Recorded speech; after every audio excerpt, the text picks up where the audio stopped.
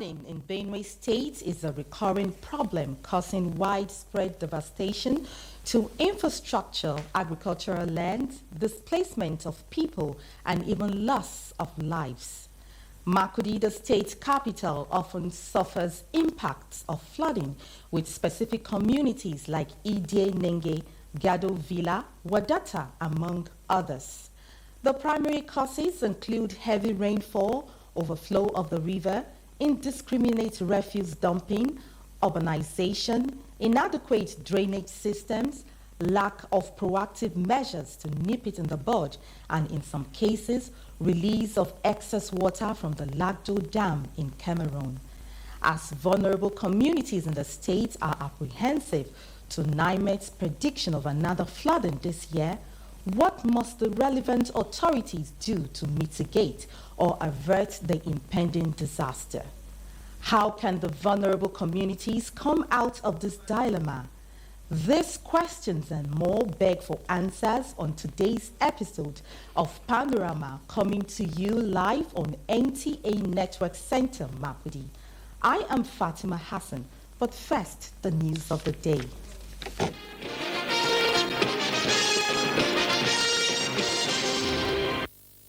President Bola Tinubu says his administration remains sincerely committed to the various interventions and projects aimed at development of Katsina State and other parts of northern Nigeria. The president restated this commitment as he inaugurated agricultural and infrastructural projects executed by Katsina State government. State House correspondent Musbao Dan Wahab has details. Residents of Katsina put other activities on hold at this moment. The number one citizen is in town. Katsina remains one of the states that have produced some past leaders of a country.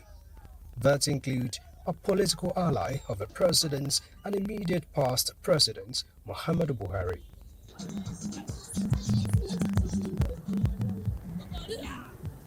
For these and many reasons, President Bola Tinubu says he feels at home as he inaugurated the Agricultural Mechanization Center, which the state government is projecting to boost agriculture in the state.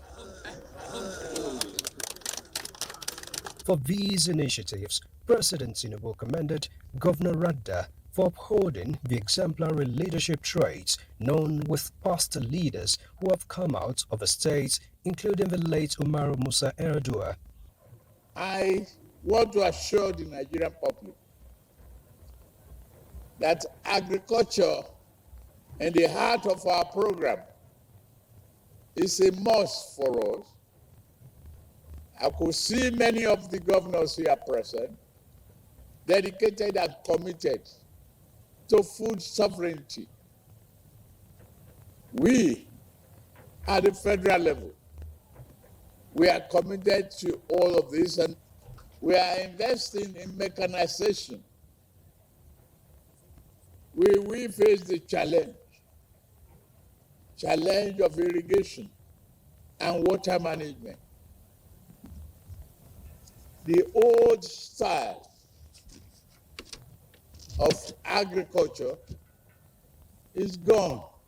The president assured that his government will sustain and build on various projects aimed at transforming the region, including the Kano-Katsina Maradi rail project and agricultural projects, as he believes solution to hunger will also help in solving insecurity in the country.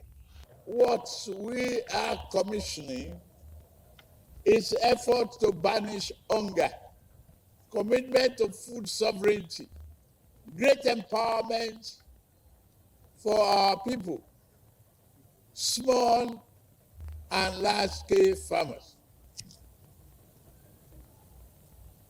Once we liberate ourselves from hunger, we will appreciate peace and progress. Governor Radda appreciated the federal government under the leadership of President Tinubu for his reforms that have increased financial allocation to the subnationals to ensure all-round development. We have also received the support of 25 billion as a direct intervention from the federal government under your stewardship. Sir, these are your 25 billion naira. This is what we use the money for. The mechanization center will serve 34 local governments, and we have over 400 local directors that we assemble here today. Multifunctional combined harvesters, digs, harrows, and ridges, as well as 1,000 multiplanters with us today.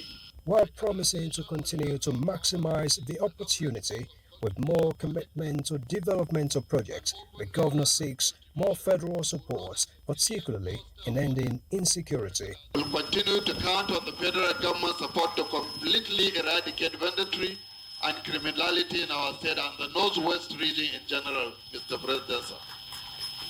President Tinubu also inaugurated a 24-kilometer Katsina Eastern Bypass dual carriageway and flyover bridge named after him. From Katsina, Musbal Dan Wahab, NTA News. NTA News.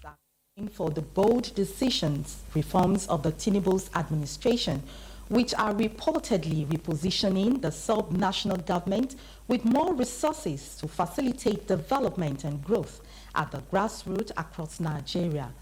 Governor Diko Rada of Katsina State appreciated the leadership of President Bola Tinubu through the economic transformation of the country.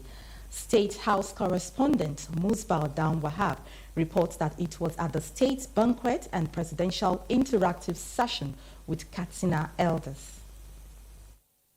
A visit like this does not come often from a sitting president. Katsina State, ranking highly to President Bola Tinubu, got this opportunity and maximized it to the fullest. Some state governors were equally here to compliment. And in a way, Governor Diko Rada is marking the honor with a state banquet for the president.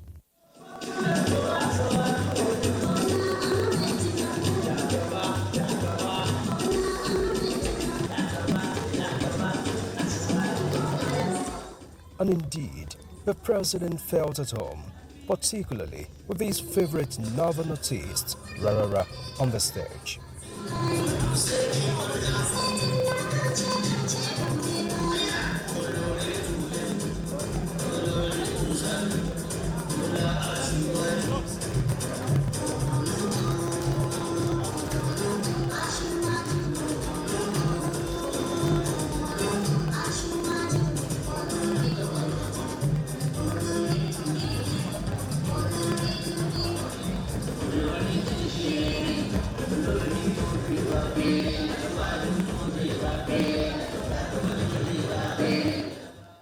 The dinner also provided opportunity for interaction with elders of the state.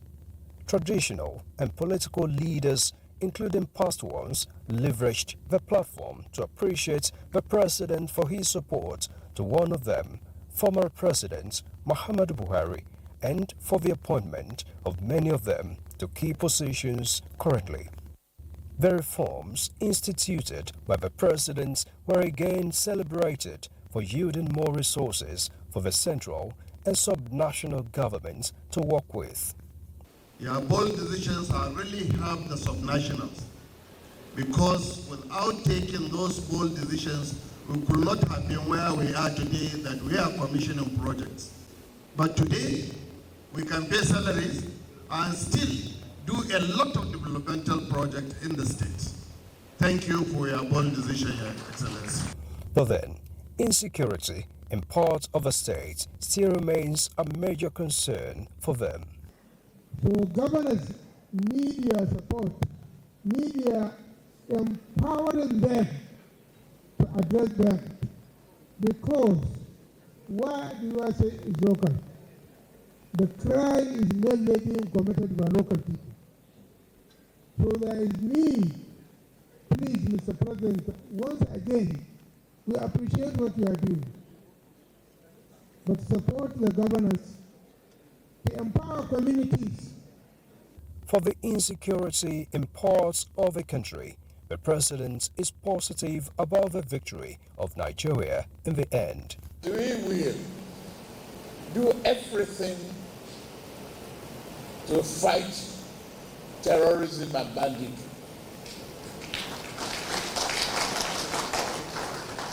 Yes, we will invest more in technology. We will take over all our forests. We must. It was never like this before in Nigeria, but we will reverse the trend. And then, President Tinubu reassures about the recovery of the economy. The ability of a leader to take a decision at the right time is the hallmark of leadership. We took it, we stayed with it, and it will be rewarding. It is already bearing fruit. With the latest influx of bigwigs into the ruling party, Governor Radda says the state remains resolute in support of President Bola Tinubu's administration. From Katsina, Musbah Nanwahab, NTA News. Shatima has departed Abuja for Libreville, Gabon, to represent Nigeria at the inauguration of the country's president-elect, Brice Oligui Nguema.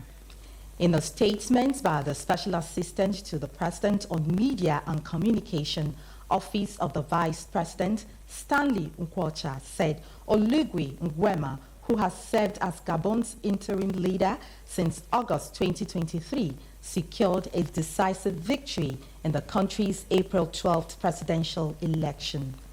Oligui Nguema faced 7 challengers in the race, including former Prime Minister Alain Claude Bill-Nze, who finished second with 3% of the vote. Other candidates failed to surpass the 1% threshold. The statement says Nigeria remains supportive of the peaceful democratic transition in Gabon and reaffirms the government's broader strategic interest in promoting democratic governance and regional stability in Central Africa. The Vice President is expected to return to Nigeria after the inauguration. Away from the international scene, the Nigerian Air Force says it remains committed to strengthening civil-military relations by giving Nigerians unique opportunities to experience the operations and culture of the Air Force firsthand. Air Officer Commanding Tactical Air Command Makurdi Air Vice Marshal Patrick Obeya said this at the open day held at the Air Force Base Makurdi, commemorating NAF at 61. Blessing Omeche Ebute has details.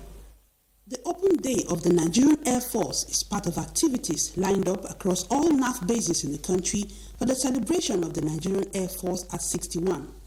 The event is geared towards fostering stronger civil-military relations and offer invited guests rare opportunities to witness firsthand the operational workings of the Nigerian Air Force. Air Officer Commanding Headquarters Tactical Air Command, Air Vice Marshal Patrick Obeya, stressed that NAF remains dedicated to building bridges with the public it serves through openness, education, and inspiration. Nigerian Air Force anniversary celebration, which is commonly referred to as NAF Day, is a yearly event that is significant, thus used to recognize, appreciate, and celebrate officers, airmen, and airwomen for their doggedness and resilience to attaining the overall mission of the service. On the issue of security, the AOC reiterates that NAF, in conjunction with sister security agencies, will continue to foster a safer and more secure Benue and Nigeria at large. We should make security our business. If you see something, say something. The community members are the ones who inhabit everywhere. virtually all parts of the state. So definitely they will see things, and if they share it with us, at least we will be able to react faster. The open day include a guided tour of facilities, close-up inspections of aircrafts and platforms, gallery and mini museum exhibitions, and the airing of a documentary clip and movie titled On Eagle's Wing, showcasing the operations and activities of the Nigerian Air Force. The open day of the Nigerian Air Force is a reflection of commitment to transparency, national unity, and pride in service. From the operational area of the Tactical Air Command here in Makurdi, I am Blessing Omeche Ebute, NTA News.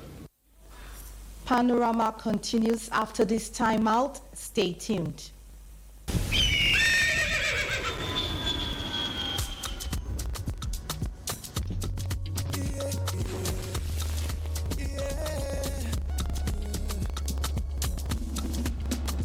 From the Atlantic across the savannah to the Sahara, we rise, the land of the free, we know they tire.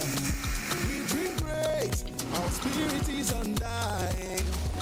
Resilient, rooted like palm tree, we sway in colors, we turn dark into light, we make solutions, we ignite passion, yeah. Diversity is unique, we are more than the solution. We are Nigeria, strengthening unity, we know they carry lives. We are Nigeria, together live the dream of a land with great destiny. We are Nigeria. I am the real Nigerian. Brought to you by the National Orientation Agency, NOA.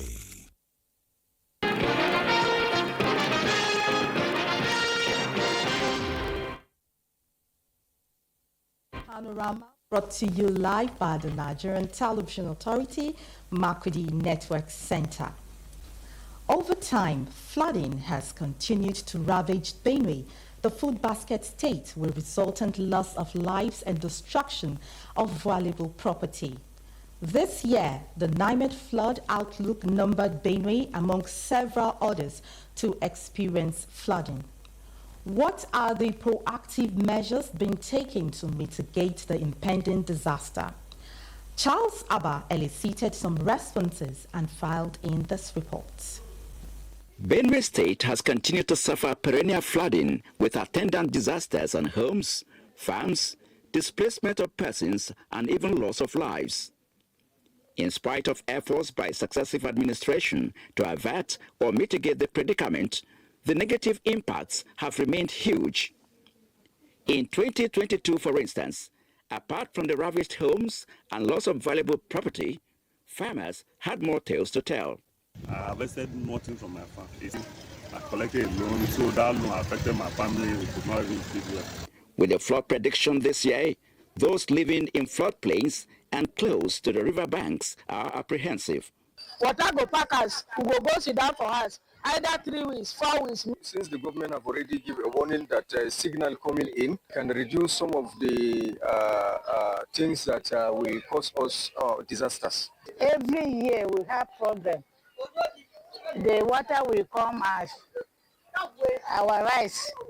Sometimes when we come, the flood will carry it. The response of the Executive Secretary, Benue State Emergency Management Agency, James Yopo, is intended to allay the fears of the people. And we were all brief the impending flood.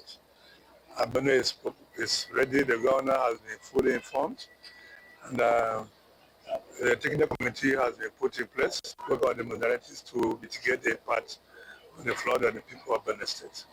It is hopeful that if proactive measures are taken by the relevant authorities to mitigate the impacts of the impending flooding, much hues and cries would be averted.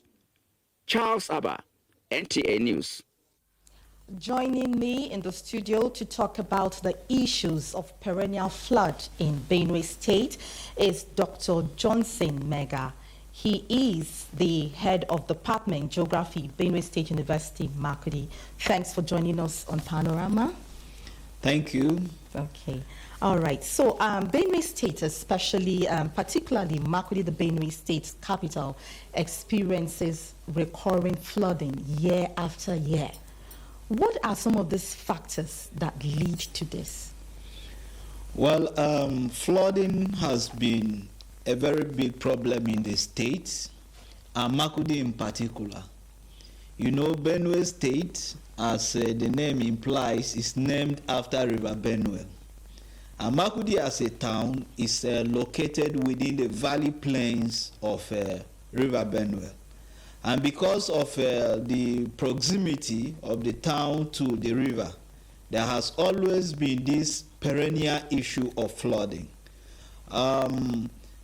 Most of the times, what triggers this flooding is intense rainfall. You know, with global warming, we are experiencing more rainfall. More rainfall. Even in areas where the rainfall amount is decreasing, the intensity of the rainfall is increasing. Okay. So most of the rains are coming in torrentials. That is very heavily. And then Makurdi is amenable to the flooding because of some of these issues highlighted. Okay, so from what you have said now, it means that it doesn't, some of the amount of the rainfall does not depend on how frequent it rains, but on the heaviness of the rain, of the downpour. Yes, both factors are taken into consideration, because if the rain has been falling frequently, the soil is already saturated. That is, there is moisture in the soil already. And so any little amount will not percolate, will not go into the ground, but will run off. Okay. And it is the runoff on the surface that leads to flooding. So a combination of the frequency with the intensity of rainfall give rise to the flooding we experience within the state and within the town in particular. Okay, so you have made mention of the River Benue, which is actually supposed to be a blessing to us in the state as one of the major causes of the flooding because the river spills. What other factors lead to flooding in Benue State, in Makurdi, the state capital? Yes, there are a lot of these factors. One has to do with drainage channels. You know, urban areas have most of their surfaces paved. They are covered either by the roads or by concrete in people's houses, by the streets. So when it rains, the water, instead of entering into the ground, flows on the surface.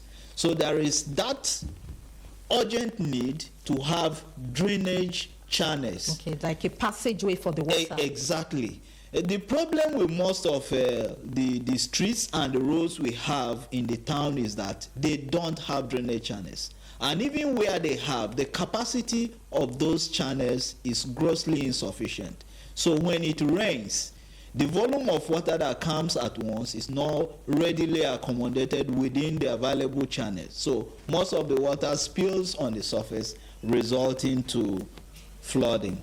Another issue has to do with the nature of soil we have within the town. The soil is easily erodible. So most of the soil is removed and ends up blocking the drainage channels. So when rain comes, it doesn't have the pathway within which it is to flow. And so it enters where it has a channel to enter, mostly into people's homes, causing destruction. Okay, all right. So we all know that flood causes havoc, it leads to devastation. So what are the measures we can put in place to, mitigate flooding? Yes, just like some of the causes we have mentioned. First and foremost, because we are in the valley plains, we need to avoid building in areas that are low-lying, so that when the rain comes, we will not be amenable to the flooding. Secondly, we need to come up with drainage channels that are sufficient enough to accommodate the volume of water that comes when it rains. And then at individual levels, we need to play a role. Constantly we need to be removing the silts that accumulate in our drainage channels, system, so that we can pave way for water to flow freely. Okay. So now that we are into onsets, there is every need that as individuals, everybody must take charge. You must be intentional. Exactly. Okay, because they say prevention is better than cure. Okay, thank you, Dr. Johnson Maggie, for joining us on Panorama today. Okay, on our sports update for stories trending in the sporting world, let's join Peter Oiboy on sports update. Let's begin with today's matches of the ongoing African Under-20 Nations Cup in Egypt, as Sierra Leone will look to continue their winning ways when they face Tanzania in Group A clash. Sierra Leone have 4 points from their opening 2 games, including a storming 4-1 success over host Egypt, while host Egypt will look to get back to winning ways when they take on Zambia after they beat South Africa 1-0 in their opener. Meanwhile, in the women's category of the ongoing Prosperity Cup, Crystal Star Queens have set a new goal-scoring record in the women's division of the Bayelsa Governors Cup tournament by whitewashing Global Stars of Yenegua 13 on-reply goals. The exciting encounter was decided at the Pansian Center in Yenegua, the state capital. And I'm happy. Our next match, we will try to work on ourselves. We will score more and train together, so we'll do better in our next match. There are 3 things involved in football. Neither you win, you draw, you lost the game. As a coach, before you leave the house, those are the points you need to put in place. So anyone that comes, you work with it. Then you just try to work more harder. If you lost the game, you need to work more harder for the next section. I know that in our next match, we score more than this. I will do my best to take highest goal scorer again. And these my girls, they are all secondary school students, GS1, GS2, Primary 5. I'm just seeing how I can build them. It's not about we winning this tournament. We came to build and to expose the young ones. In the English Premier League, Aston Villa have lost just once at home in the league this season as they take on Fulham. Southampton and Leicester City both will be preparing for next season, having been out of the league. Ipswich, who are officially relegated, travel to take on Everton, while Arsenal entertain Bournemouth. And to tennis, Jack Draper has booked a spot in the Madrid Open final with a hard-fought 6-3, 7-6 victory against Lorenzo Musetti. The British number 1 will contest his 3rd ATP final of the year against Kasparov on Sunday. With Sports Update, Peter Oyo, NTA News.